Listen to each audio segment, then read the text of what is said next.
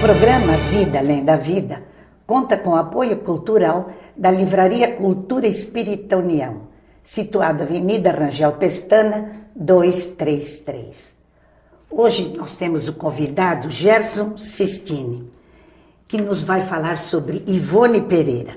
Ele é professor de Biologia e fundador da Comunidade Espírita Cristã Consoladora. É autor dos livros Carmelo Grise, por ele mesmo, juntamente com Francisco Cândido Xavier, a condutora de sonhos, e Ivone, médium iluminado. Nosso Gerson conviveu com Ivone Pereira, né? Convivi, graças a Deus. Que responsabilidade, né? É muito grande, 15 anos mais ou menos. E o que é que você nos pode contar? As obras delas são 20, não é? São 20. Agora, nós gostaríamos de saber alguma coisa da sua vida, como ela era. Por exemplo, muita gente fala da vida, das particularidades de Chico Xavier. E Ivone, como era? E nós tínhamos um grande interesse de saber, porque já conhecíamos a obra dela, e ao chegarmos ao Rio de Janeiro, a primeira coisa foi procurar ter contato com Ivone. E assim que a vimos, ela representava tudo aquilo que imaginávamos, muito mais, porque é uma criatura de uma alegria, de uma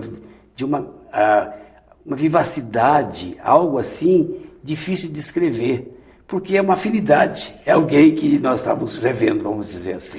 Agora, você disse de uma alegria, É. mas ela tinha momentos depressivos, não tinha, Gerson? Exatamente, então nós pensávamos que ela pudesse ser uma pessoa muito austera, sempre séria, mas pelo contrário, ela é muito afável, ela gostava muito de conversar, de contar amenidades.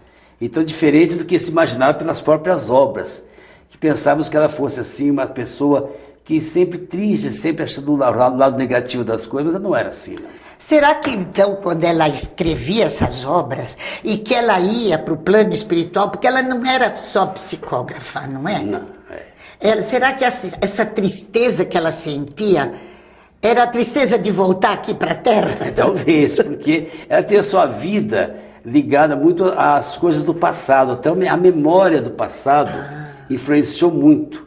Então, na sua infância, ela sofreu demais, porque ela não se reconhecia numa casa de gente pouco abastada, e ela se lembrava de uma escadaria maravilhosa, uma casa linda, e dizia que o pai dela não era aquele, e apanhou muito por causa disso. Pois é, Ela talvez sofreu nisso. Então a tristeza dela seria isso. Ela não era uma pessoa da personalidade assim triste. Não. Mas ela estava cerceada. Estava cerceada. Ela estava sofrendo as consequências de atos do passado, então consequências danosas, inclusive, né, para o seu próprio organismo. E qual era a mediunidade? Porque ela tinha diversas, não? Qual eram e qual é a que mais se destacava? Se destacava mais a psicografia, que ela nos deixou os livros. Mas uma psicografia um tanto diferenciada, porque ao escrever um livro, ela tinha visto esse livro, essa história todinha no mundo espiritual em desdobramento, onde Charles, com a capacidade artística que tinha, então ele projetava a história, onde ela podia penetrar na história, reconhecer os personagens, o que facilitava sobremaneira a sua psicografia. Porque muita gente que leu os seus romances e suas obras dizem que talvez aquilo então não fosse psicografia, porque ela voltava e escrevia, ela estava num estado quase que sonambúlico, cataléptico, né? Exatamente, mas ela era psicografia sim, porque a mão corria com aquelas palavras difíceis e que Charles dirigia, e nós vemos as diferenças de estilos, o Dr. Bezerra, o Charles, Tolstói. Então a gente vê que é psicografia sim. É psicografia. Embora ela tivesse noção da história antes, ela tivesse uma antevisão do que ia ser escrito, né? Quando Chico escreveu Paulo Estevão, também foi assim há 2000 anos, né? Isso. Como num telão. Isso. Ele via e depois escrevia. É o que nós ouvimos falar, exatamente. Agora, Ivone era muito categórica, se a gente pode usar essa palavra, ou brava. O que era? Ela era veemente nas coisas da doutrina espírita, né? Ela não deixava passar certas citações.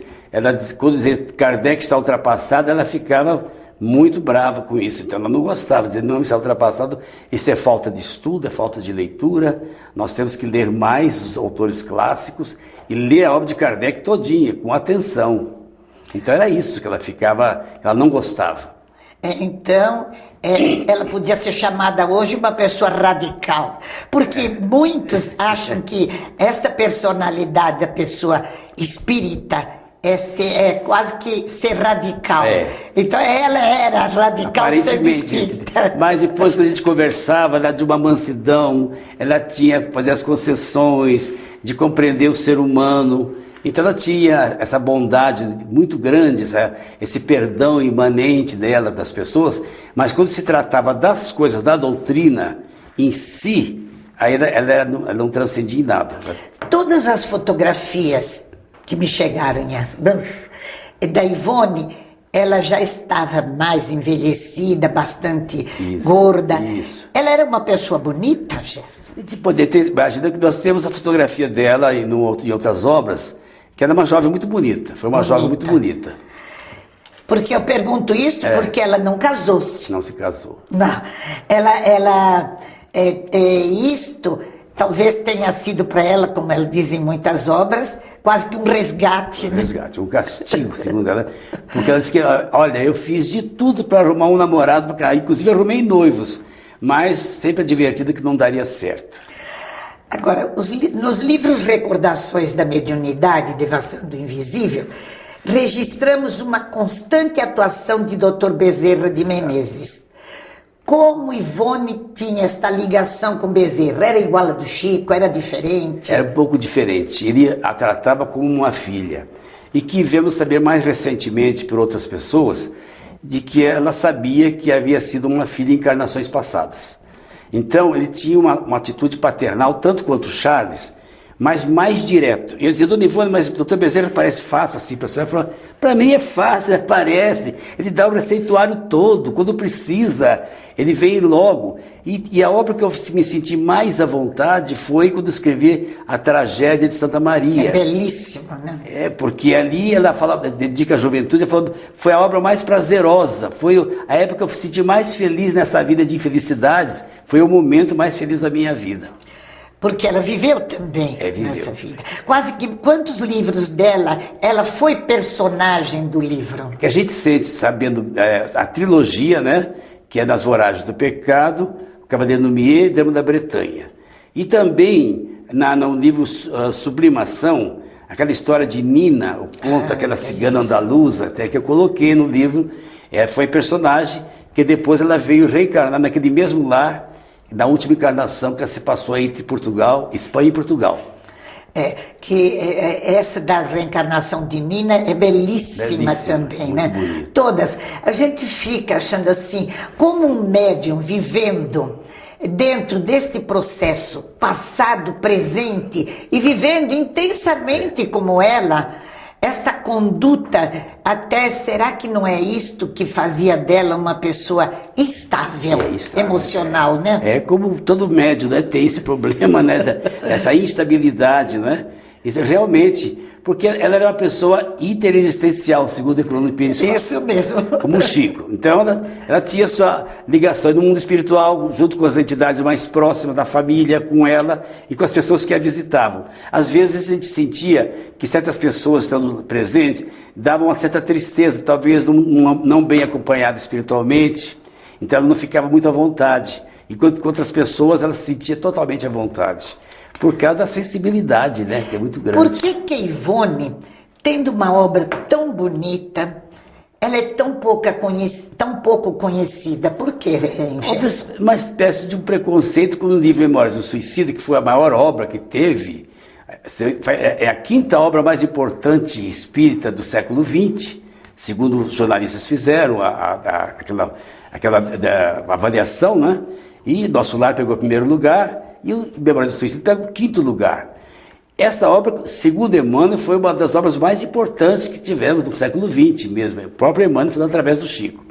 Essa obra mostra assim, ângulos um tanto difíceis de nós entendermos, sofrimento muito grande no Vale dos Suicidas. Então, assustou muita gente. Mas depois os romances foram muito mais suaves. Mas ficou algo assim, das pessoas não... Talvez a linguagem clássica do português tão maravilhoso não fosse tão apreciado por pessoas menos cultas. Talvez seja por aí também, né? E o que ouvimos, por exemplo, dizem... Eu não sou dessa opinião, Sim. porque foi um dos meus primeiros livros espíritas. Mas muita gente diz, o livro Memórias de um Suicida é muito pesado para principiantes. Mas será que é para principiante na doutrina ou é para aquele que já traz o espiritismo de alguns séculos junto? Não é? Esse livro, a gente nota que o principal objetivo é cair na mão da pessoa e que esteja tendendo ao suicídio, ela desista da ideia. Como foi com um amigo meu, que não era espírita, leu e falou, olha, eu não sou espírita, mas eu nunca vou me suicidar depois do que eu li aqui. Então foi um antídoto, né? Uma vacina contra o suicídio. Né? Camilo Castelo Branco deixa aquilo tão bem explicado e muito importante também lê-lo hoje porque fala muito bem sobre o aborto, né? E suas consequências.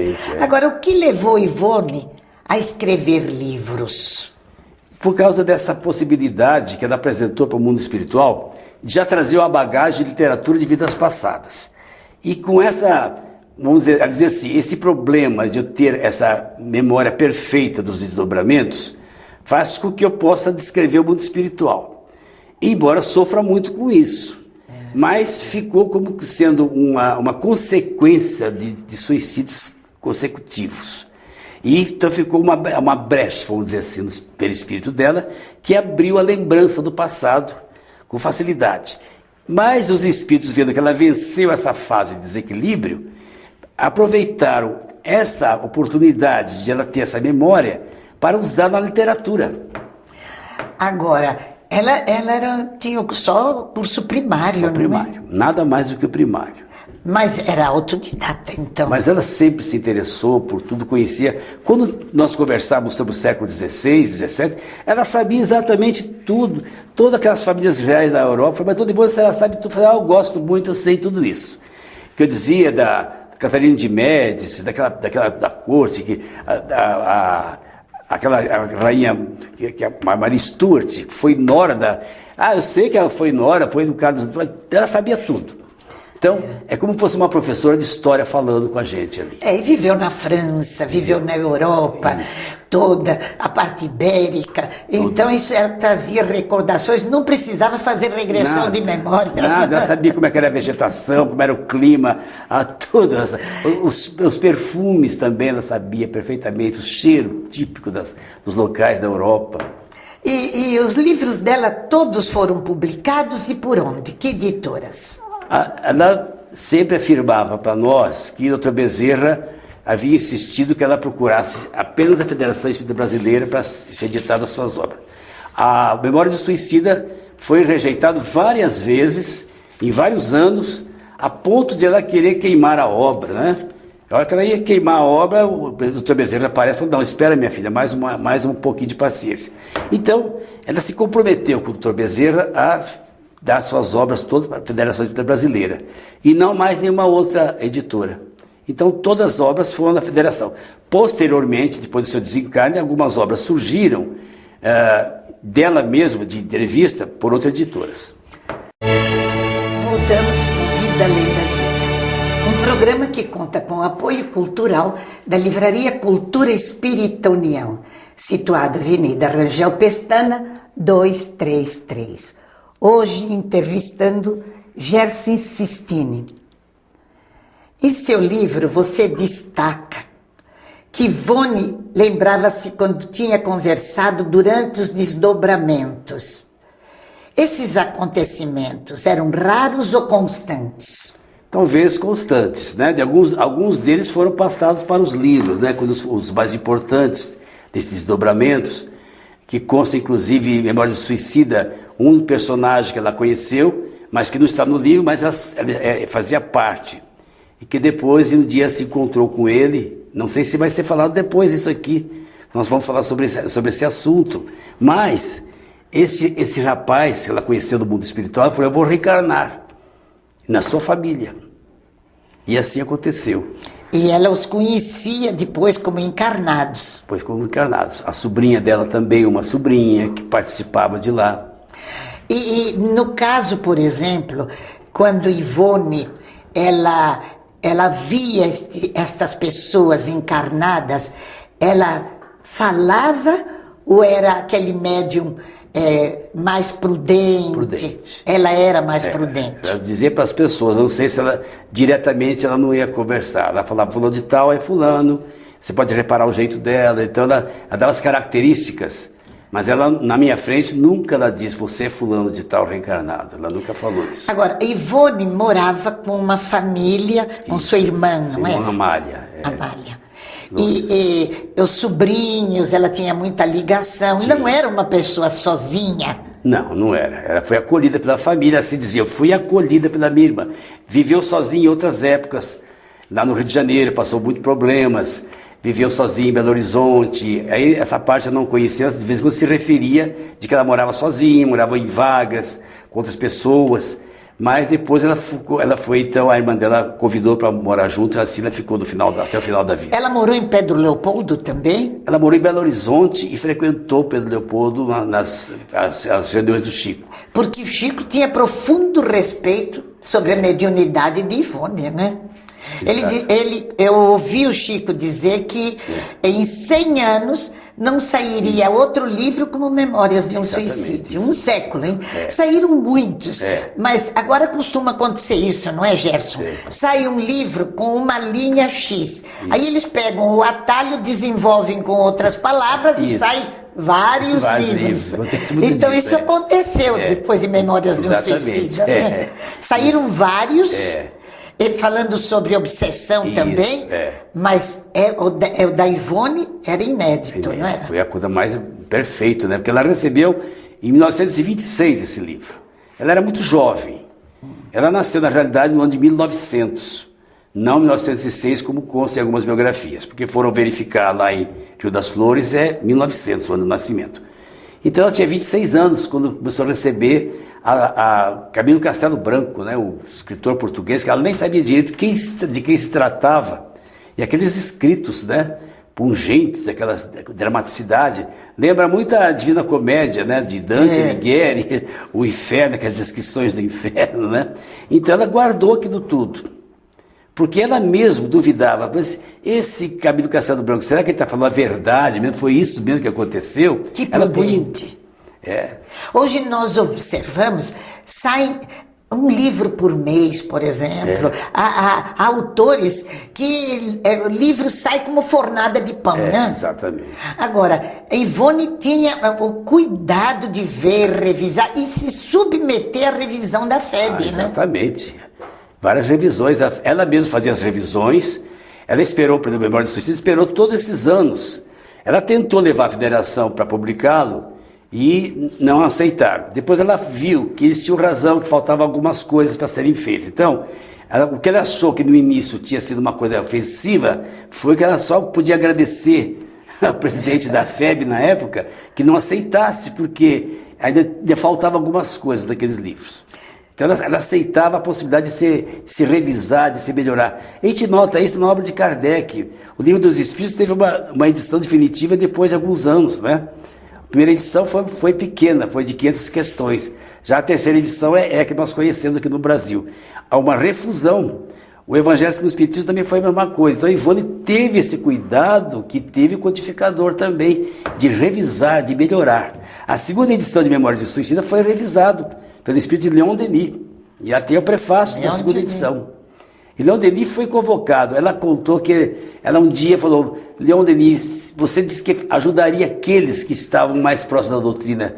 Vem me ajudar nesta obra. E ele foi e ajudou. E deu todo aquele acabamento doutrinário no Memórias do Suicida. Memórias do Suicida devia ser realmente estipulado em todos os grupos de estudo, não é? Sim, verdade. Porque tem livros dela sobre obsessão fantásticos. E ela tinha um trabalho de desobsessão também muito bonito. Você assistiu a alguns? Não, não cheguei a assistir nada. Nem uma sessão.